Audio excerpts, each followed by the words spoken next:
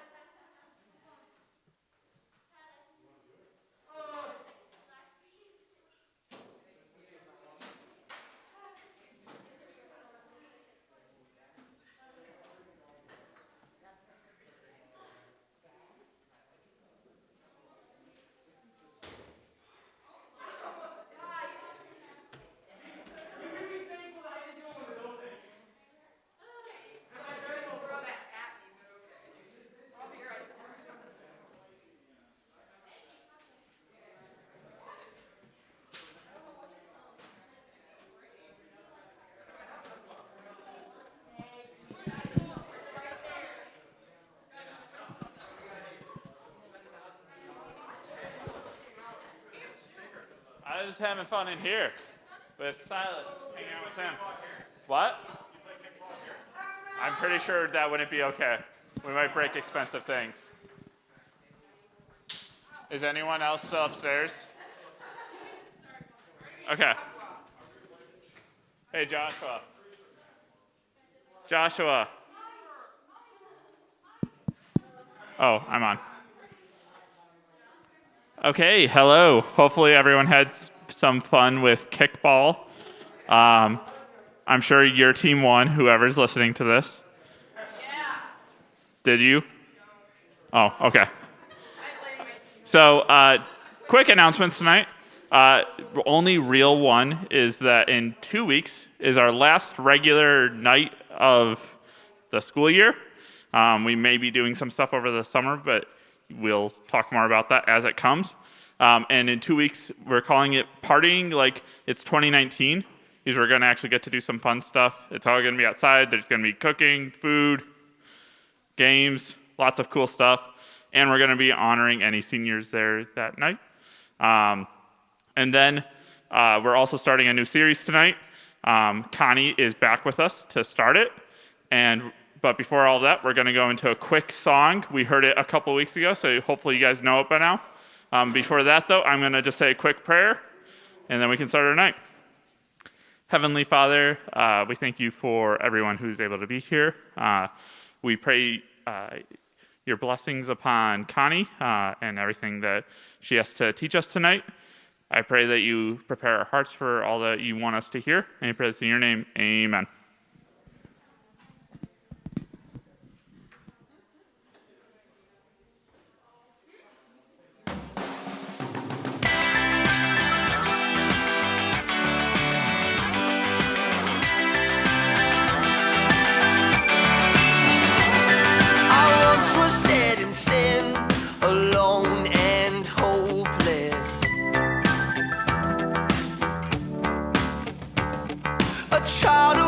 I walked condemned in darkness, but your mercy brought new life, and in your loving kindness raised me up with Christ and made me righteous. You have brought me back with the riches of your amazing grace and relentless love. I'm made alive forever with you, life forever. By your grace I'm saved. By your grace I'm saved. Lord, you are the light that broke the darkness.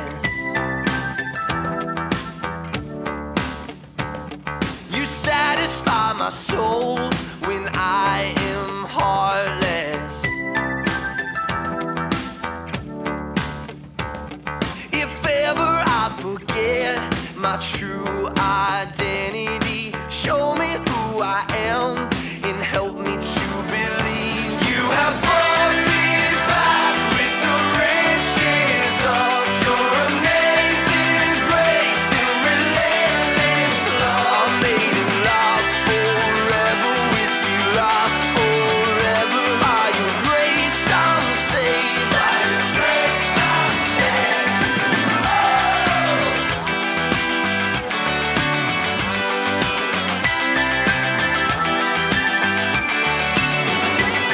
My sin has been erased. I'll never be the same. My sin has been erased. I'll never be the same. You have brought me back with the riches of your amazing grace and relentless love. I'm made alive forever with you, life forever. By your grace I'm saved. You have brought me back with the riches of your amazing grace and relentless love. I'm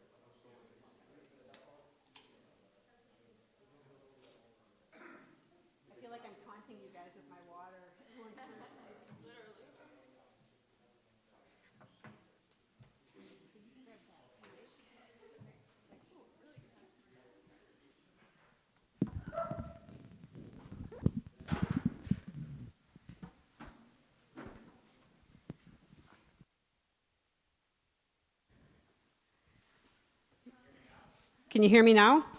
All right.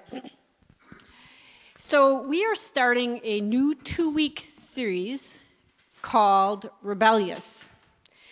And Lauren had asked me if I would take that first week and talk about service.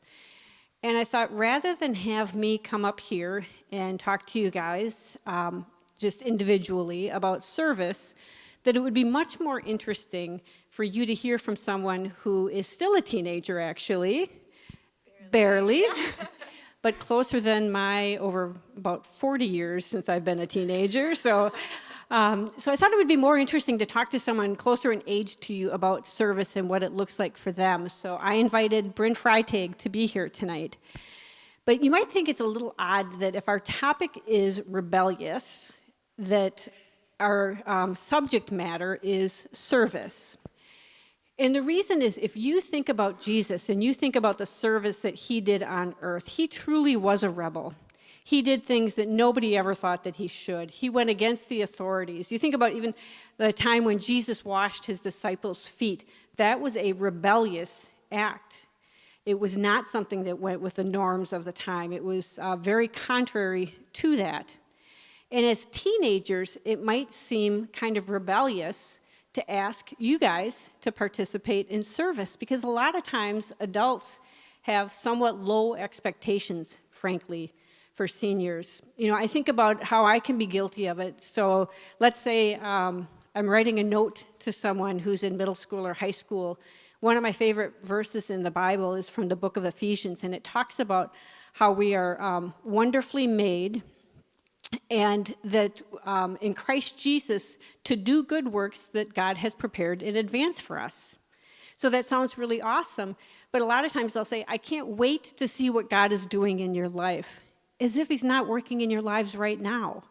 And that's part of the message tonight, is that all of you, God is at work in your lives right now. He has prepared good works for you to be doing right now. And my prayer for all of you and every one of us is that our eyes be open to where God is calling us, what he is asking us to do. It's dark when I look across the room, but I know that Allie is in here somewhere, and there she is. Her being here on Wednesdays is a perfect example of a young person who is acting out on God's calling on her life and coming here. Not only because it's God's calling on her life, but I know that she genuinely loves to be here as well. But that's a perfect example. And I'm going to call Gabe out here because Gabe is a senior. And I know, having seen Gabe throughout the years in student ministry, God is at work in his life too.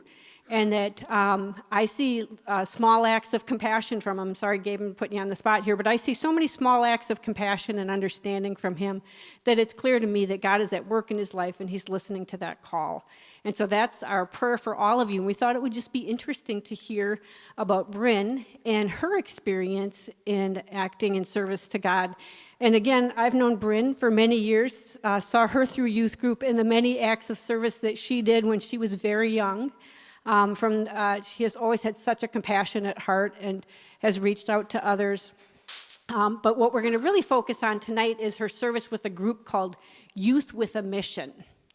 So Bryn, before we do that, though, I thought we'd do a little level set, and you can think about when you were this age, when you were in a room like this, not actually this room. So what were your kind of hopes and dreams at that age? Yeah, that's a great question, because it was not long ago that I was in your shoes.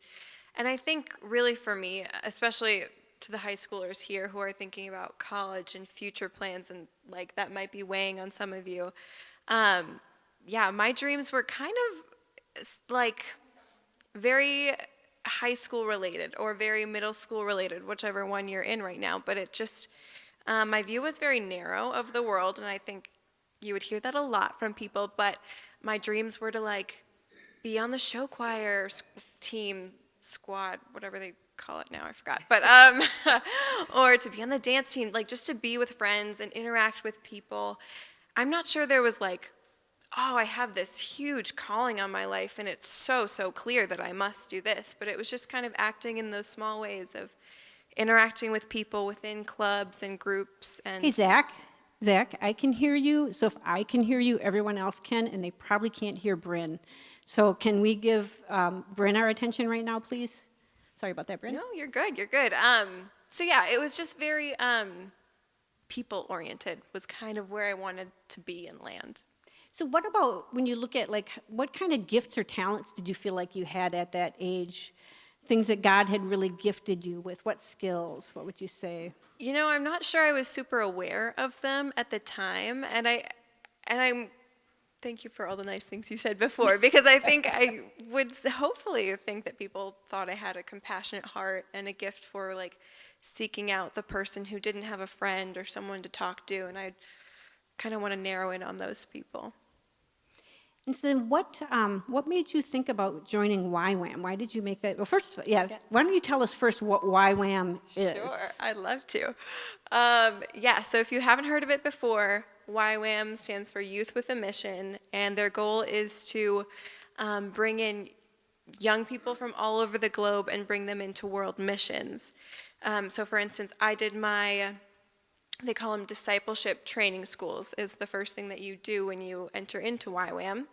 And they just really equip students with knowing who God is and equipping you to then take the next step and to be a disciple, to go into other places in the world and teach on what you've learned in your experiences. And I think you wanted me to touch on like how many there are. There are a ton of locations, so if in case any seniors, juniors are interested, there's 1,500 locations, which is insane, over 187 countries, I believe. That's as of 2019, so it could be more than that. Who knows? And why did you decide to go with YWAM? Yes. Senior year, I had this internship at an architecture firm, and I was like, yeah, like maybe I want to pursue architecture. I feel like I'm creatively gifted. Maybe I would use that. And I loved it, but I just felt like math and physics, I don't know if I really want to like do that for my whole life. So senior year at districts, there were people talking about gap year programs, and I was like, okay, I've heard of this thing called YWAM. Maybe I'll just give it a shot. Like I don't know what I want to do. So I looked into it, and there was a school in Germany that I was really kind of keeping my eye on. It was art-based, art-focused. So I was like, okay, I could maybe consider going abroad, learning about the Lord. So it just kind of pulled me in all the right directions. So would you say, I'm going to put you on the spot a little bit, but when you felt the desire to go to YWAM, did you feel like it was a call from God that this is something that you should do? I think it wasn't like that instant moment where you're like, yes, this is exactly what I'm supposed to do. And oftentimes I think when you hear from God, it's not like 100%. But it was, I would say, almost like a leaning against something else to choose this other door, if that makes sense. If that answers your question. I don't know. Yeah. So you said you started out, I think, in Nuremberg. Yeah. So what kind of, and that was where you did your training, but what kind Yeah. of service opportunities did you do in Germany? So it was kind of limited in terms of they didn't expect you to know the language. You're only there for 3 months. So it wasn't like I could just go out in the streets and talk in German and, share about God. So we actually were paired up, the whole discipleship school. There was 30 of us, split into 3 groups, and I was assigned into this outreach group that dealt with refugees. So there's a whole bunch of Syrian, Iraqi refugees that live in Nuremberg, and they're trying to learn German because they've been displaced from their homes. So they would go to this church on Monday nights for a language class to learn German, and then we'd also serve there because they would do a language class and then a church service afterwards, which again, it was hard because I didn't know the language, they were learning the language. So you kind of just have to like muddle your way through these conversations or hope that you might stumble across someone who knew English. But the bigger part of that, I would say, was actually intercession, and I don't know if that's something you guys have really talked about or if you know what that is, but Why don't you explain what you mean when you say intercession? yeah, right. So intercession is prayer-oriented, where you sit down and you pray for everything and anything, and it's a lot of listening as to what you think God is speaking or touching you with. So we'd actually have half of our team who would go up and mingle and talk with the refugees, and then half of the team would be downstairs, like vehemently in prayer the whole time, like an hour and a half. And I was telling you, Connie, this. It was just like a whole new experience, like praying for an hour and a half. How do you even do that? There's running out of things to pray for. So there was a lot of like learning and growing and just listening. Like, what does God want me to know here? What should I be paying attention to? So, yeah. So when you came to the end of that time in Nuremberg, and then you were ready to go into kind of the more action-oriented part, can you tell us how that process worked, how you decided where to go next? You mean how we chose? How you chose? Yeah, Mm-hmm. yeah, this is interesting. So when I signed up to do my discipleship training school, they don't tell you there's going to be 2 locations, like you know that much. And I was like, all right, I'm going to Germany, but I have no idea where I'm going after that. So packing is like, I'm clueless. Do I need, hot clothes, warm clothes? So about week 3 into my school, they have this big presentation. It's like everyone's talking about like, oh, we're going to find out where our outreach locations are.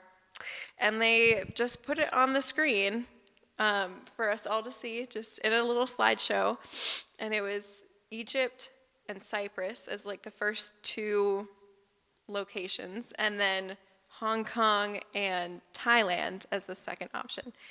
And they're like, all right, so here are the places that you can choose to go, and you have 10 minutes. Pray about it, and whatever you feel like the Lord says, put your name down for that destination. So I 10 minutes, but mostly I was just stressed, like, I hope I hear this right. I'm going to screw it all up. But I really felt like the Lord was leading me to go to Egypt and Cyprus. Yeah. And what kind of, so then how long did you have before you had to leave for Cyprus? Was it like an immediate thing then, or? No, thank goodness, Okay. no. So that was about a month in that we found out where we were going to go. So then we had time to actually bond with our team a little bit more in those next 2 months and kind of plan and prepare. Before we actually left to go to Cyprus. So then can you describe like what kind of service did you do in Cyprus and how you felt, how that went? Yeah, Cyprus. If you don't, just for context, if you don't know where it is, it's right above Egypt and right next to Turkey. If Turkey's here, Cyprus is this tiny little island above North Africa. And our main mission there was actually to do evangelism, street evangelism. Luckily, so it's such a central country, like to a lot of places, close to Europe, close to the Middle East and North Africa. So their native language is English. So I'm like, all right, I can at least talk to people. This is great. So they had, and it's a beautiful country. I should just mention that. If you ever get the chance, go. So street evangelism, and we're doing missions right along the coast of the Mediterranean Sea. Like, there's just this beautiful landscape as I'm like, working so hard in missions. But really, mentally, it was difficult. Because if you think about just going out now to, State Street or downtown DeForest or wherever, and just going up to people and trying to spread the gospel or share that, I mean, that crops up a lot of things in ourselves. At least me personally, it was like, okay, do I really believe this enough? Like, how am I going to be prepared for all of their questions, really, as a Christian? Like, I grew up in the church, and I kind of just accepted that God was God, and that was that. And we were prepared a little bit better, but a lot of doubt kind of came over me, like how do I evangelize to the point where I feel like I really am going to convert someone? So, and obviously that's a lot of weight on myself, and it's really not fair to think like, oh, it's all about me and I'm going to like make someone convert. It doesn't work like that. But yeah, I definitely like had to pray my way through that and really like surrender to the Lord, because I clearly was struggling with having a lot of faith in what he could actually do. I just didn't really believe that people would actually care or that it would actually work. And I saw a big breakthrough around, we did it every day, and the first 2 days were quite horrible, to say the least. And by the third day, I really felt like I just had this actually like a burning passion to evangelize and to be a street minister, for street ministry. It was just really exciting to see what God did. Yeah. So I'm just thinking, if you look around, that there's so many of these that are tables of two. So that's how you street evangelize, Yeah, right? yeah, in pairs. So like you two have to go down this street and you have to evangelize today, and then you two go down another street. And just think about how stressful that would be in real life. So what do you think? So you went into it and you were nervous and you had doubts about God and doubts about yourself. Sure. But then you said you had this passion. What was that transition? How did that happen? I have to give all the credit to the Lord, because I think just as I was praying through those first 2 days, and I really thought, gosh, something is missing here. And I just think God gave me just a new perspective on all of these people, and really realizing like, okay, I have to be convicted myself. As a Christian, I have to believe these things, and I have to put more faith in him. And that's just a process of praying and surrendering to him, really. So then, yeah, I think it was just kind of natural the next day. And maybe it was because I was paired with someone different, and even like that dynamic helped as well. And do you think at first, like you said, you were kind of taking it on your shoulders? You were trying to do it under your own strength and your own, and then, so the difference then the third day was? Definitely, yeah, just surrendering, and because it's not about me as much as I would like it to be. Like, it's just not. So, yeah. And how about, then you went to Egypt, and want to talk a little bit about Egypt and what happened there? Yeah. So I was in Cyprus for 2 weeks, and then we were in Egypt for 2 months, which is a long time, I realized. So, like, looking back, I'm like, oh, yeah, that was short. In the moment, it was kind of a lot. And I would say that was a true testing time for not only myself, but our team. The team was 16 people. And we just struggled in a lot of different ways. Because we weren't, well, first of all, okay, so it's an Islamic country, and there's just strict regulations on even sharing the gospel, even being a Christian. So there was just a lot of things we kind of had to navigate around. And it wasn't like, again, we couldn't just like go in with burning desire to like, again, want to street evangelize like we were doing in Cyprus. You couldn't really do that. That would have been problematic. So You probably wouldn't be with us here today. No. Potentially not. I don't know. And again, there was a language barrier, but we actually had a lot of opportunity to work with kids in Egypt, specifically like kids on the street who came from really broken homes, or mom and dad weren't there, and just love on them in a way that they truly needed, because mom or dad was absent or not in a good condition to be a good parent. So there was just showing Jesus, not necessarily saying it explicitly, but just being that love on them. Yeah. So I think when I think about, like, before I was a Christian and I was kind of in business and did all this stuff, I always felt like I was doing it for myself and kind of under my own strength.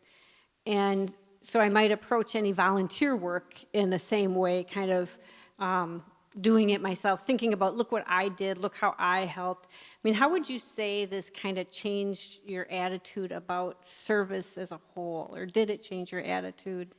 Yeah, for sure. Yeah, I would say I struggle with that as well. And so much of missions trips, I think, naturally will be about, changing your perspective on things, but there definitely is that, like, am I doing this right? And I want to, like, especially in Egypt, there were, like, a lot of the girls, like, I wanted to be who they played with, or, like, I want to be the favorite, just, like, really selfish things. But, yeah, really realizing that I am here to serve. Again, it's really not about me, but building God's kingdom further and further. So when you came back, did the trip change kind of how you looked at your future as well? From the whole experience? Yeah. Well, originally, so I got back, this was when everything was happening. So I did this last year, came back at the very start of coronavirus, and I thought that I was going to go back to Germany to serve on staff and be a missionary full time. That didn't happen. Mostly because at first I was like, well, practically it doesn't make sense. I legally cannot get into Germany anymore. But also, I've really enjoyed working with my dad's ministry. He does Christian counseling, and I've kind of tapped into that a little bit more and grown a passion in that arena, in that area of service. So I'm hoping to continue. So yeah, I would say it definitely changed things. Not in the way I expected, but yeah. So do you think if you had not done the trip that kind of your future plans would be different? Yes, for sure. Actually, I kind of as a funny little anecdote, but when I was younger, I knew, like, my dad had this,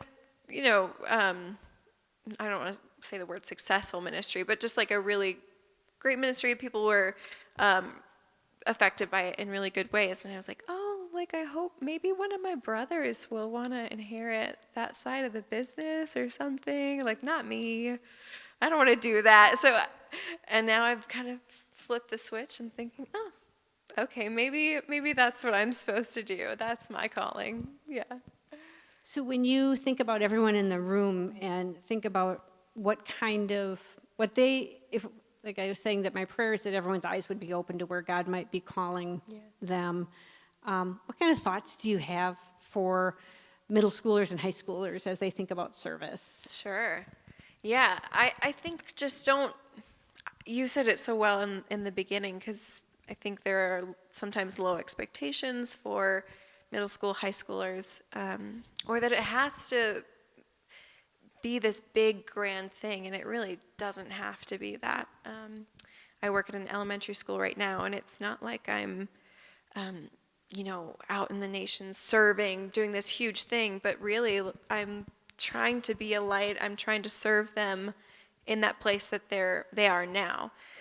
So for you guys as well, I think service can be a big thing. It can be something that God is really putting on your heart, but it can also be like sitting next to the student 6 feet apart or whatever you guys are doing, but like just engaging with them and talking with them and just, really trying to be a light in those places where maybe someone really needs it. All right. So I don't know how much time we have. I'm wondering if anyone has any questions about Bryn's experiences and. Yeah. So when you were doing the street evangelism in Cyprus, I know some missions organizations will have like a playbook or even a script. I mean, what guidance did you have? Was it Yes. just sharing from your heart, or how did you do it? We had some preparation on that. We were told, and this is what really, probably the first 2 days were like, I don't know if I can say this, but they suggest that you go up to someone and say, oh, like, we're taking a survey, blah, blah, blah. If you were to die today, where do you think you would go? And it's just very abrupt. And I think that's what turned me off to it so quickly. And I was like, I can't talk to people like that. But I actually did find a lot of success in that. I was just surprised how many people were like, oh, like I've never thought about that before. People really have never thought about that before. And I couldn't believe that. How have you not thought about that before? So yeah, that was surprising to me, but it really, like a lot of good conversations from that.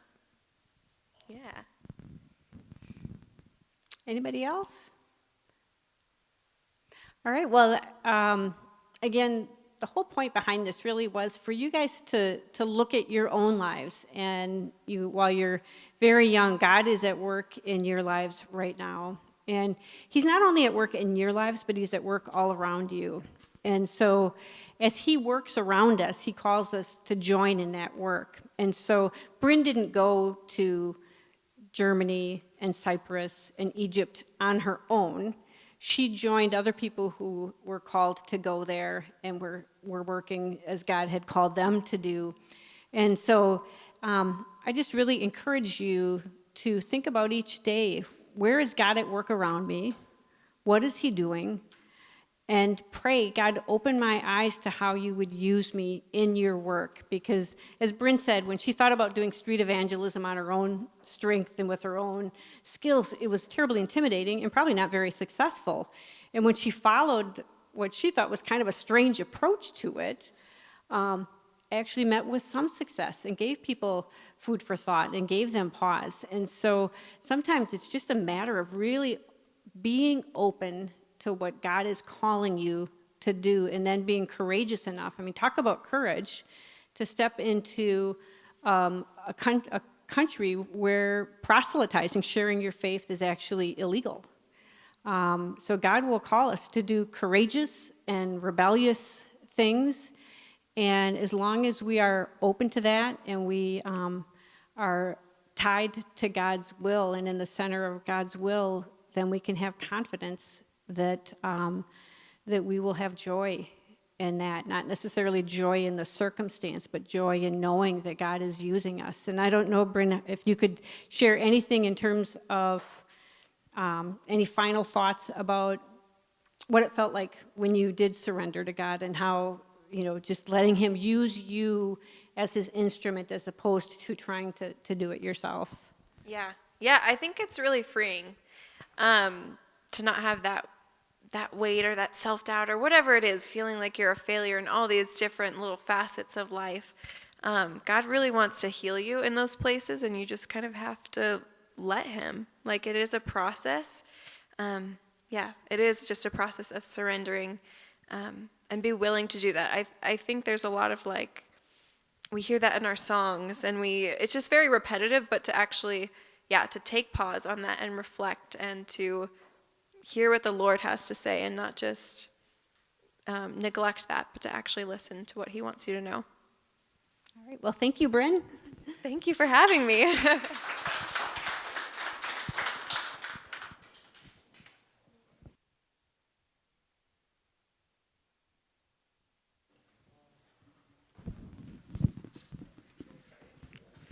Okay, so we're going to dismiss into small groups.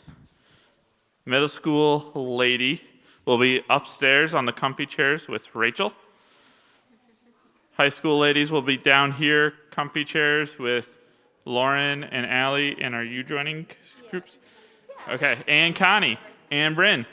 And then high school guys will be upstairs with